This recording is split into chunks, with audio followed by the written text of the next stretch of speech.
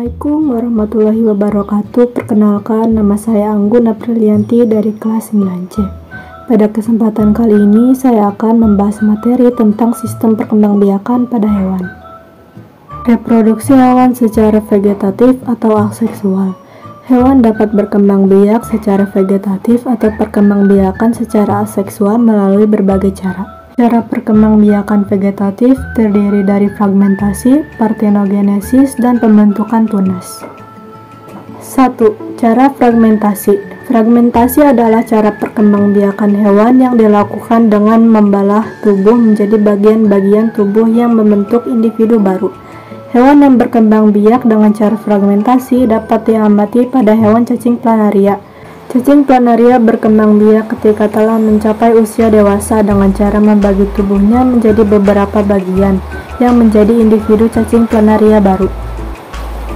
2. Cara partenogenesis. Partenogenesis adalah cara perkembangbiakan aseksual di mana hewan mengalami perkembangan sel kelamin betina berkembang menjadi individu baru tanpa melalui tahapan proses pembuahan atau fertilisasi. Individu baru ini bersifat haploid yang tumbuh dari sel haploid. Cara berkembang biak partenogenesis dapat ditemui pada hewan seperti lebah, kecoa, semut, dan lain-lain. Partenogenesis pada lebah menghasilkan lebah jantan guna dapat membuahi sel telur sehingga akan diperoleh lebah ratu. Lebah ratu memiliki peranan yang vital untuk menghasilkan lebah betina dan lebah jantan dari telur-telur. 3. Pembentukan tunas. Pembentukan tunas adalah cara berkembang biak pada hewan di mana berlangsung pada tubuh induk untuk menghasilkan keturunan.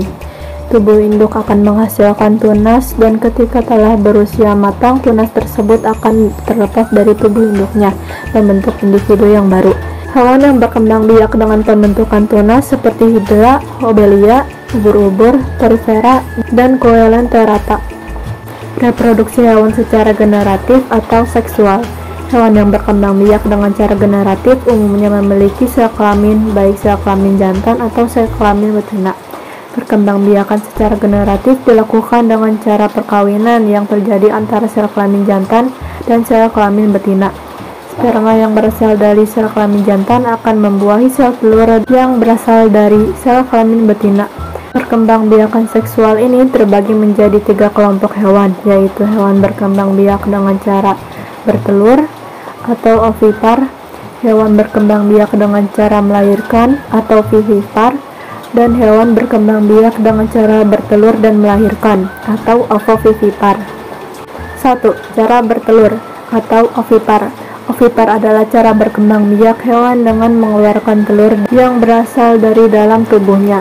Hewan yang memiliki kemampuan bertelur hanya terjadi pada hewan betina seperti induk. Bagian dalam telur memiliki embrio, di mana oleh induknya telur tersebut akan dierami hingga beberapa waktu tertentu hingga menetas dan menghasilkan individu baru. Hewan yang berkembang biak dengan cara ovipar memiliki ciri-ciri berikut. 1. Induk hewan harus mengerami telurnya dalam jangka waktu tertentu hingga menetas. 2. Induk hewan tidak memiliki daun telinga. 3. Induk hewan tidak memiliki kelenjar susu. 4. Induk hewan tidak menyusui anaknya. Berikut contoh beberapa hewan yang berkembang biak dengan cara ovipar. 1. Hewan jenis unggas, yaitu ayam, bebek, angsa, dan burung. 2. Hewan jenis ikan, yaitu lele, koi, emas, dan nila. 3. Hewan jenis reptil, yaitu ular, kadal, buaya, dan biawak. 4. Hewan jenis amfibi, yaitu katak dan kodok. 2. Cara melahirkan atau vivipar. Vivipar adalah cara berkembang biak hewan dengan cara melahirkan anaknya setelah mengalami masa kehamilan. Hal ini terjadi karena sel kelamin jantan bertemu dengan sel kelamin betina sehingga mengakibatkan terjadinya pembuahan sel telur oleh sperma. Hewan yang berkembang biak dengan vivipar seperti kucing, anjing, kambing, sapi, kerbau, dan lain-lain.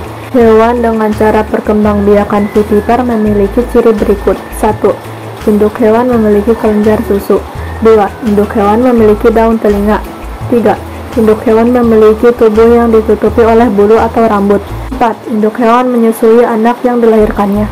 3. Cara bertelur dan melahirkan atau ovovivipar. Ovovivipar adalah cara berkembang biak dengan cara bertelur dan melahirkan. Hewan yang berkembang biak ovovivipar terjadi dengan cara hewan akan menghasilkan telur terlebih dahulu. Lalu telur tersebut disimpan di dalam tubuh induknya hingga menetas. Individu yang telah menetas akan dikeluarkan dari tubuh induknya dengan cara melahirkan. Contoh hewan yang berkembang biak dengan ovovivipar seperti ikan hiu, ikan pari, kuda laut, dan lain-lain. Reproduksi hewan secara metamorfosis. Hewan ada yang melakukan perkembangbiakan secara metamorfosis. Perkembangbiakan secara metamorfosis adalah proses yang terjadi dari fase-fase perkembangan tubuh mulai dari zigot sampai fase dewasa secara berulang. Metamorfosis umumnya hanya terjadi pada jenis serangga seperti belalang, kupu-kupu, nyamuk, dan lain sebagainya. Metamorfosis pada hewan dibagi menjadi dua macam, yaitu metamorfosis sempurna dan metamorfosis tidak sempurna. 1. Metamorfosis sempurna. Metamorfosis sempurna pada hewan dikenal dengan istilah holometabola. Metamorfosis sempurna meliputi tahapan-tahapan sebagai berikut, yaitu telur, lalu larva, lalu pupa, lalu imago atau dewasa. 2. Metamorfosis tidak sempurna. Metamorfosis tidak sempurna pada hewan dikenal dengan istilah hemimetabola. Metamorfosis tidak sempurna terjadi melalui tahapan-tahapan seperti berikut: telur, lalu nimfa, lalu imago atau dewasa. Hewan akan mengeluarkan telur dari dalam tubuhnya. Telur tersebut nantinya akan menetas dan berubah menjadi nimfa. Nimfa adalah fase antara tahap telur dan dewasa. Nimfa di sini masih memiliki alat perkembangbiakan yang belum sempurna.